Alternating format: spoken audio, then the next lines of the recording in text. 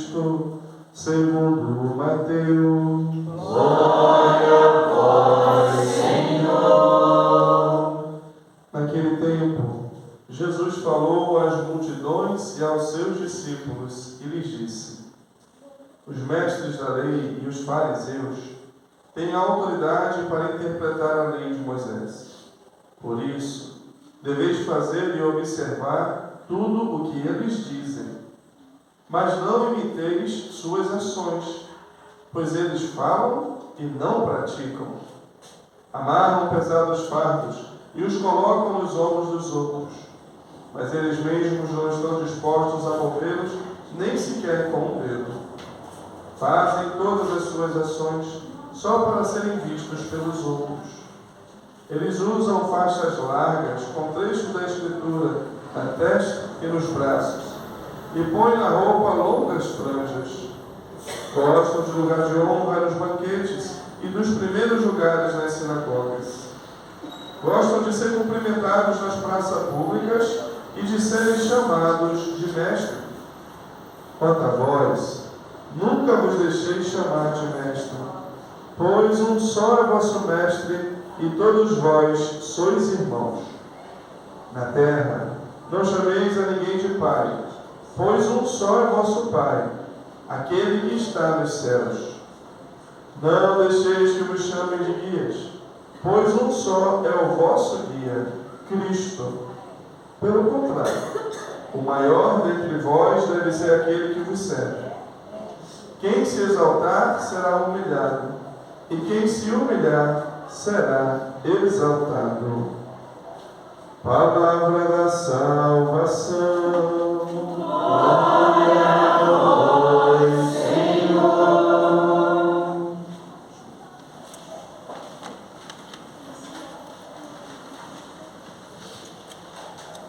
Louvado seja nosso Jesus Cristo. Para sempre seja louvado. Então nós estamos vivendo esse tempo forte de Quaresma.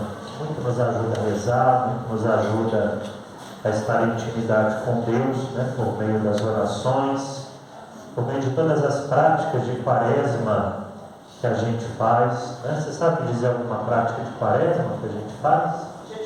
Jejum, muito bem, mas oração, a penitência, esmola, né?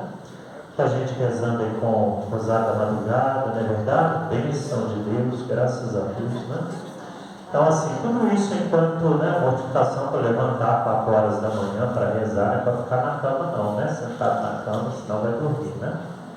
Mas tudo aquilo que a gente faz na Quaresma, assim, parece que é pouco, né, para nosso Senhor. Mas, né, com o nosso coração, se a gente tem o desejo de ser fiel naquilo que a gente se propõe, Deus vai aceitando com agrado, né? Deus vai recolhendo nas suas mãos tudo aquilo que a gente procura viver. Mas a gente também tem que tomar esse cuidado de que não seja somente um ato externo.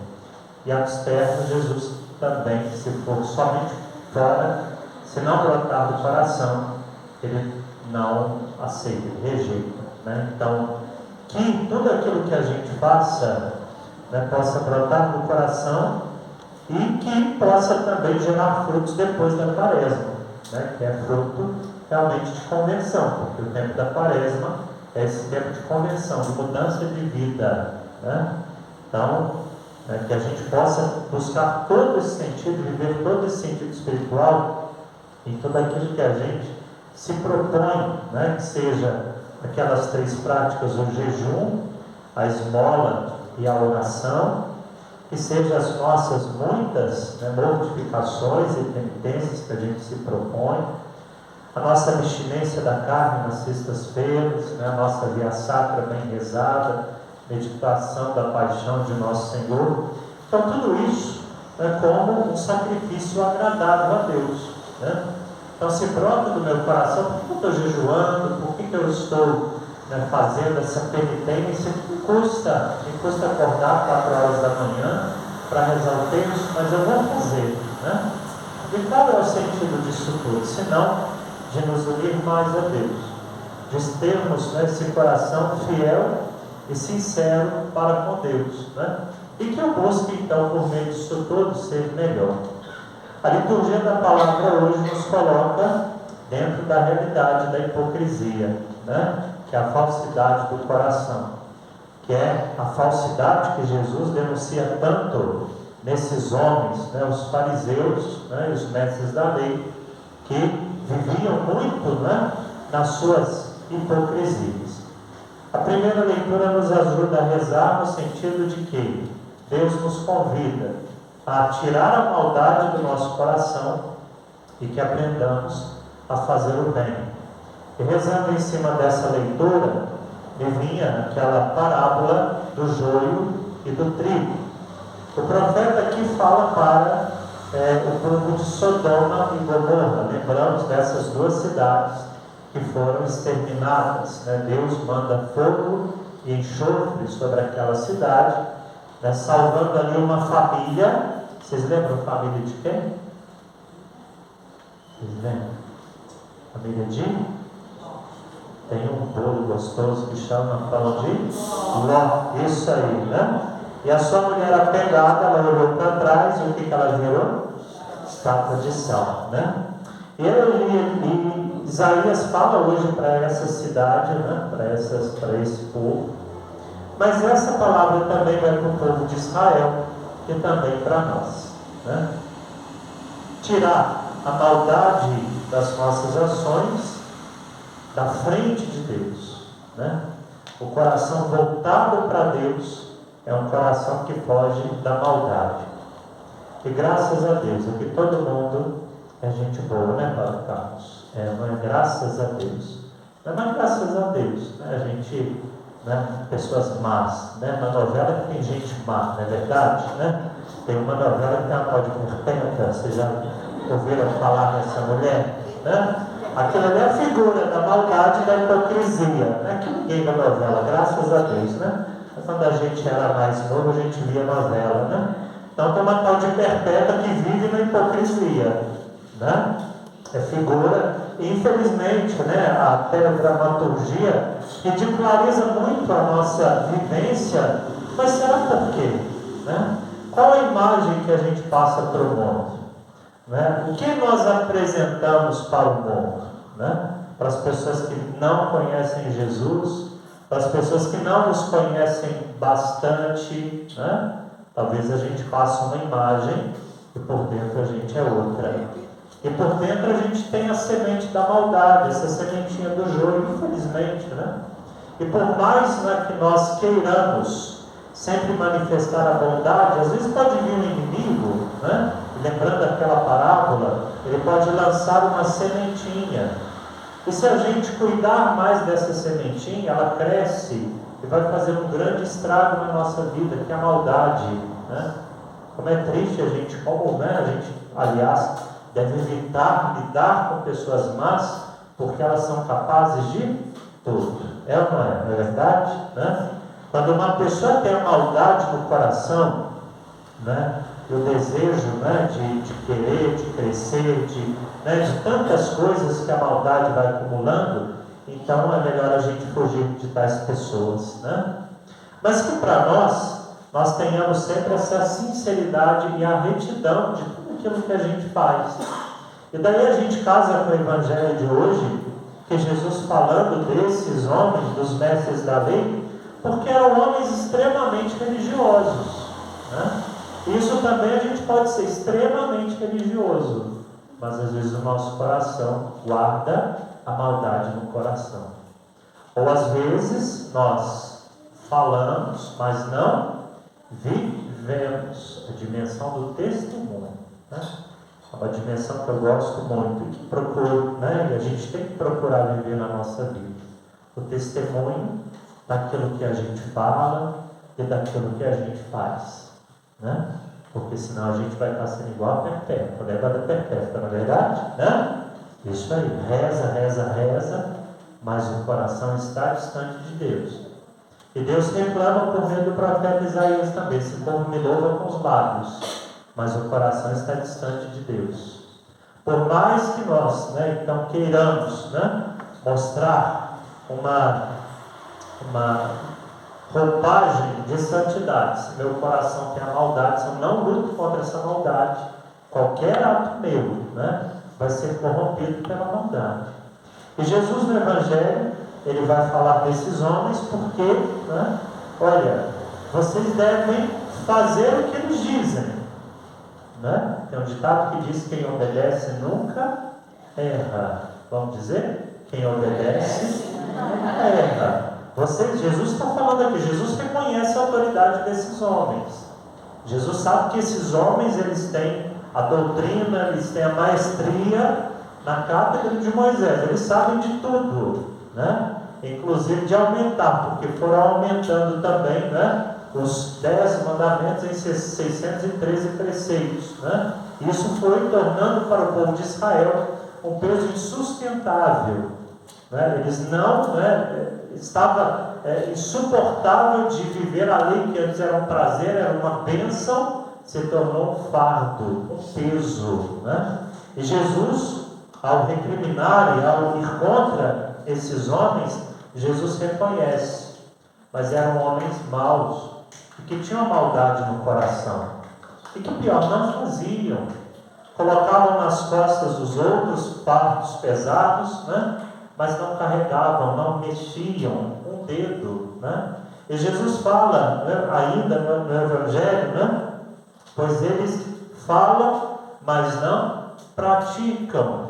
Aí vai lá a mãe, manda a criança para a igreja, para a catequese, e a mãe não vai na igreja, não é verdade? Já viram essa situação? Aqui não, graças a Deus, né? Mas lá na minha paróquia tem mãe. Manda a criança, mas não vai. Não é verdade? É ou não é? Graças a Deus, aqui não tem, na nossa casa, graças a Deus, né? Mas percebem, gente, né? Entendendo o que Jesus está falando, não é para a gente viver na exterioridade. Na quarta-feira de cinzas, Jesus falando das 3 práticas, falava, né? Olha, quando você for rezar, não reza na praça pública, não é para ser visto. Fecha a porta do teu quarto e reza lá em silêncio. Olha, quando você for dar esmola, não dá no cofre na frente de todo mundo, como, né, aquele texto também da viúva que coloca lá, e aqueles homens ricos depositavam as grandes quantias para serem vistos.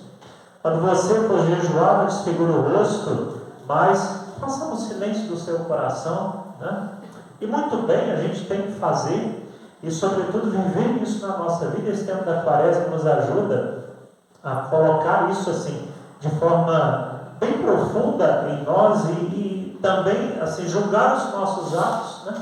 E eu também não estou sendo uma pessoa hipócrita, uma pessoa que coloca uma roupagem. Não, mas é a minha vida, e dentro da minha casa? E padre, o senhor não sabe o que a minha esposa faz, não é? E padre, o senhor não sabe o que o marido apronta, padre, né? Não é isso, gente. Cada um vai prestar contas a Deus, mas nada melhor do que a nossa transparência, né? A nossa sinceridade diante de Deus. Os hipócritas, né, eles têm as disposições interiores, brota, né, também do coração, e por meio da maldade, que às vezes, né, a minha fachada, a minha imagem, vou manchar a minha imagem. Não, então se eu estou fazendo coisa errada, eu não tenho que fazer, eu tenho que converter e voltar para Deus, né? Eu não preciso ter, né, eu tenho que ter sim, né, esse desejo de volta para Deus, né? Não adianta a gente esconder, né, as coisas e, enfim, né? Um dia Jesus fala, vai ser tudo revelado. Não é para a gente ficar com medo, mas é para a gente ter essa sinceridade diante de Deus, né? Para eu poder, no meu dia a dia, né, olha, dentro da igreja eu sou uma coisa, dentro de casa eu sou a mesma coisa, né? Aqui também, né, mas tem gente que é dentro da igreja uma coisa, lá fora é outra, não é verdade? Não, tem gente que é assim, né? Lembra da perpétua, né? Isso aí. Reza rosário na mão, mas depois é um capeta. Não é verdade? É, não é? Né? É assim, gente. A gente lida, nós somos assim, infelizmente. Né? A gente chega a ser igual uma perpétua da vida, um capeta da vida. mas a gente tem as nossas misérias. Mas para quê? Que Deus nos chama a olhar para Ele, para a sua misericórdia, e Deus nos chama a mudar. Então o tempo da quaresma também é para isso. Então estou lá rezando o texto da madrugada, mas isso vai me ajudar a ser uma pessoa melhor? Se Deus quiser, Deus vai me dar graça, mas eu também tenho que fazer minha parte, né? Eu também tenho que colocar a minha vida à disposição para que haja uma profunda mudança, né? Então se eu falava mal dos outros, agora a partir de hoje eu não vou falar mais, eu vou lutar. E vai vir tentação, o diabo vai vir, vai me tentar, vai me, né? Mas eu não vou falar, você é uma pessoa melhor dentro de casa, né? Só sei conversar à base de patada. Não, você é mais dócil, você é mais, né, cordial, você é mais, né? Então, eu vou tentar de todas as formas, que é uma luta. Para a gente ser cristão autêntico, né, é uma luta, meus queridos irmãos, né? Eu perguntava, qual a imagem que a gente passa para as pessoas que estão fora, né? A gente aqui dentro, no nosso contexto, a gente, né? Então a gente coloca a mesma roupagem, como eu falei, mas lá fora, né? Por que, né, a teledramaturgia coloca figuras tão caricatas, né, fazem tantas caricaturas nossas? Será porque nós não damos o devido testemunho de quem é Jesus, né? Falava nas missas aí no dia de semana, a gente comunga Jesus, e depois a gente lá fora a gente xinga, a gente fala palavrão, né? A gente fala maldição, né? Enfim, não tem como. A minha vida tem que ser condizente com aquilo que eu creio, com a Eucaristia que eu recebo, com a palavra. A minha vida tem que ser condizente com as palavras de Jesus. Eu ouço todos os dias o Evangelho. Então isso tem que mudar pelo menos dia a dia um pouquinho a minha vida. Meu desejo de mudança, meu desejo de ser uma pessoa melhor, né? E de colocar a minha vida assim a serviço dos irmãos, né? Então, meus queridos irmãos, a conversão na quaresma exige de nós uma profunda purificação do egoísmo. O egoísmo que está no nosso coração e que nos leva aos outros. Que a gente não deixe de fazer aquilo que a gente tem a fazer, né? Ah, mas todo mundo faz errado. Eu não sou todo mundo. Eu vou fazer aquilo que é certo, né? Ah, mas todo mundo... Não, eu não vou na onda, porque, né, eu sou fiel a Jesus. E posso desagradar, né? Podem falar de mim, podem, né, virar a cara para mim, não tem problema, porque eu sou cristão. E o cristão não compactua, né, com aquilo que é errado, porque aquilo que é errado não é de Deus. E aí a gente pode perder a nossa alma, porque a gente não vai estar sendo fiel. A gente não vai estar, né, colocando, né, a presença de Jesus na nossa realidade. Qual o lugar mais difícil da gente evangelizar, gente? Vocês sabem, não pode que é? Será por que é dentro de casa? Se é santo de casa, não faz milagre, é? Sim, enfim, né? Mas será que, primeiro lá, todo mundo convive 24 horas, então sabe da tua vida, né? De todos. Depois também, será que, aí eu volto para a pergunta, será que a gente está dando o devido testemunho? Né? A gente não pode deixar de falar de rede social, como isso ajuda também a denegrir, né? A fazer com que as pessoas também escandalizem. Gente, nem tudo é para a gente postar, nem tudo é para a gente colocar, não é verdade? Sim ou não? Sim. Nem tudo, né? O Gregório falava, o segredo de ser feliz é ser feliz em segredo. Vamos falar? O segredo de ser feliz é ser feliz em segredo, né? E, enfim, né? Às vezes você está numa festa, está num casamento, nada a ver, você postou uma foto sua lá na mesa, né, com as pessoas ali, tem um copinho de cerveja, tem um copo, uma taça de vinho, não tem nada a ver, né? Mas a gente coloca uma foto, o que os outros vão pensar? Não é verdade? E olha lá, fulano estava enchendo a cara, e o padre então estava enchendo a cara no casamento todo, né? Bebeu todas, hein, padre? Né? Então, assim, são realidades que a gente também tem que tomar muito cuidado, porque senão a gente, né, claro, a gente é julgado de todos os lados, de todas as formas, mas, né, o nosso testemunho, gente, né, isso a gente não pode abrir mão, né? Então, se Jesus hoje fala para os discípulos a respeito dos mestres da lei, olha, vocês não podem ser sepulcros caiados, né? Podres por dentro, né? Mas bonitos por fora. Olha, vocês não sejam hipócritas, né? Vocês não vão na onda desses homens porque eles sabem, é verdade, né? Tem toda uma doutrina, mas não vivem a nossa vivência. As nossas orações que sejam de fato vividas e brotadas do coração. Quando a gente chega em casa, né, depois da missa, né, a gente possa, a missa é um momento ali de a gente se transfigurar, domingo passado, próximo, né, uma transfiguração do coração. Eu não posso chegar em casa pior, né, do que eu saí, né, pior do que quando eu fui para a missa. Eu tenho que sair, chegar melhor, né. As pessoas que a gente convive no trabalho, o quanto a gente ali pode evangelizar, fazer o apostolado por meio da nossa vivência. Talvez não precise da gente falar, fica chamando para rezar, né? Dentro de casa também, né? O marido não vai nem ver, a gente fica chamando, fica igual a ladainha em cima do marido para rezar, vamos rezar, né? Pronto, gente, na hora de Deus, mas com teu testemunho, né?